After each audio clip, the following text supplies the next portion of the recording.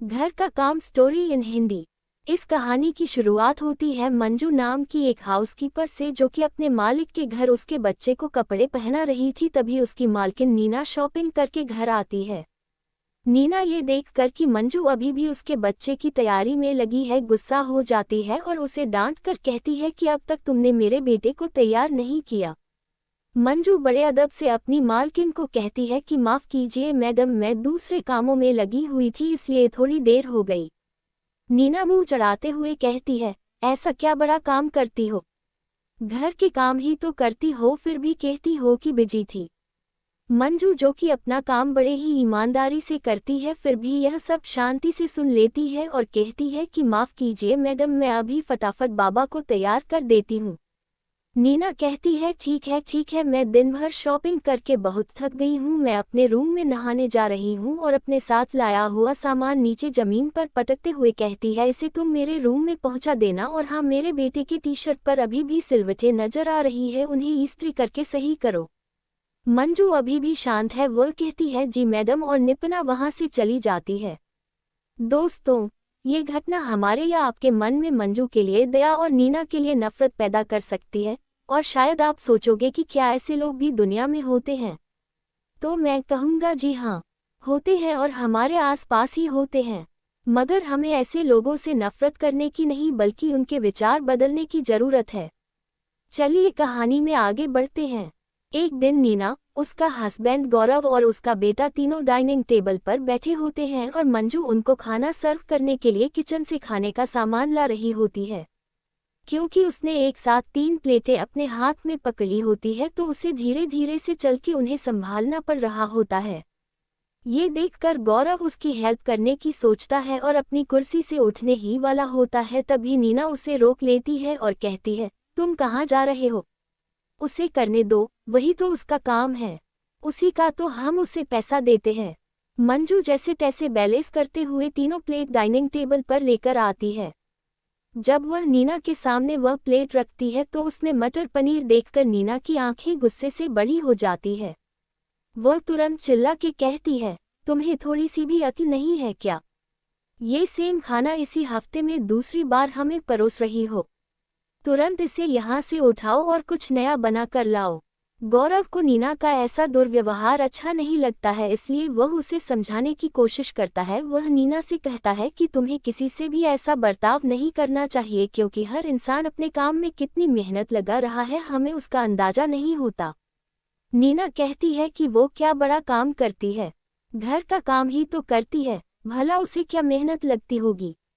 गौरव कहता है, तुम ऐसा कह रही हो क्योंकि तुमने कभी उसका काम करके नहीं देखा है। तभी नीना घमंड से अपने हाथ दिखाते हुए कहती है, ये हाथ काम करने के लिए नहीं, शॉपिंग करने के लिए बने हैं, और हंसने लगती हैं। एक दिन जब मंजू किचन में बर्तन धो रही होती है, तब नीना किचन में जाती है और पीछे से उसे आवाज देते हुए कहती है कि जल्दी जल्दी यह काम खत्म करो, तुम्हारे लिए और भी कई काम हैं। अचानक तीव्र आवाज सुन के मंजू हड़बड़ा जाती है और उसके हाथ में जो प्लेट होती है वह नीचे गिरकर टूट जाती है। जैसे ही प्लेट टूटी हुई नजर आती है, नीना गुस्से से आग बबूला होकर मंजू को खरी खोटी सुनाते हुए कहती है कि तुम्हें पता भी है ये प्लेट कितनी महंगी थी?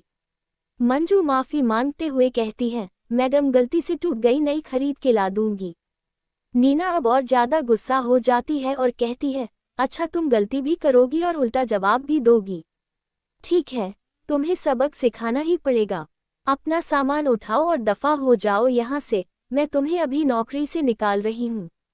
ये सुनकर मंजू की आंखों में आंसू आ जाते हैं और वह नीना से कहती है कि मैडम मेरे साथ ऐसा मत कीजिए, मुझे इस नौकरी की ज़रूरत है। मगर वो मंजू की एक नहीं सुनती और उसे नौकरी से निकाल देती है। तभी गौरव किचन में आ जाता है और नीना से पूछता है कि क्या हुआ? मुझे कुछ टूटने की आवाज़ सुनाई दी, सब ठीक तो है? नीना कहती है कि मैंने मंजू को नौकरी से निकाल दिया है, तुम कोई और हाउसकीपर हायर कर लो। मगर गौरव उसे साफ साफ शब्दों में मना करते हुए कहता है कि अब बहुत हुआ, मैं किसी भी नए व्यक्ति को काम पर नहीं रखने वाला हूँ। अगर तुम्हें लगता है कि मंजू का काम इतना आसान है, तो तुम ही घर का काम संभालो। और हाँ, अगर तुम मना करोगी तो शॉपिंग के बारे में भूल जाओ, क्योंकि मैं तुम्हें उसके लिए क्रेडिट कार्ड नहीं देने वाला।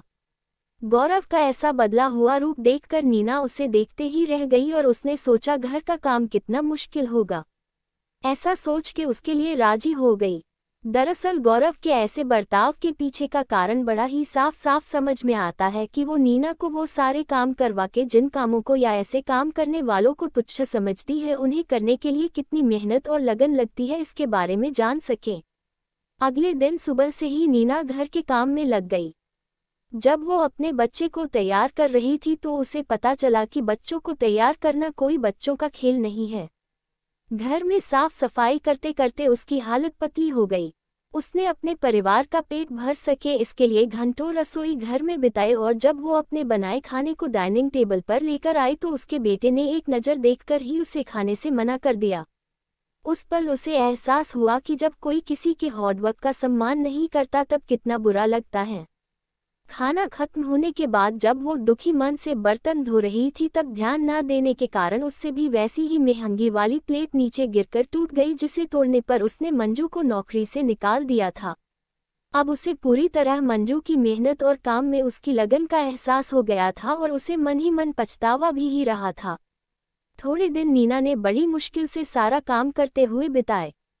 एक दिन घर की साफ सफाई करके जब वो जमा कचरा फेंकने के लिए कचरे की थैली उठा रही थी तभी उसके घर की डोरबेल बजी और जब उसने दरवाजा खोला तो उसके चेहरे पे मुस्कान लौट आई क्योंकि वहां पर मंजू खड़ी थी जिसके हाथ में सेम वैसी ही प्लेट थी जो उससे गलती से टूट गई थी।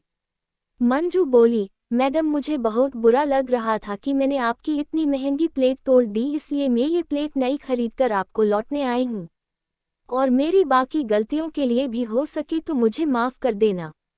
तब नीना ने उसे कहा कि तुम क्यों माफ़ी मांग रही हो, बल्कि माफ़ी तो मुझे मांगनी चाहिए अपने खराब बर्ताव के लिए।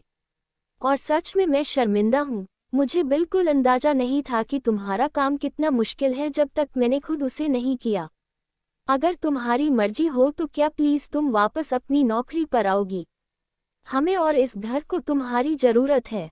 मैं तुम्हारा पगार भी बढ़ा दूंगी क्योंकि मैं जानती हूँ तुम्हारा काम बहुत कठिन है। मंजू बहुत खुश होती है और कहती है कि जरूर मैं वापस आऊंगी और मुझे खुशी है कि आपने मेरे काम की रिस्पेक्ट की।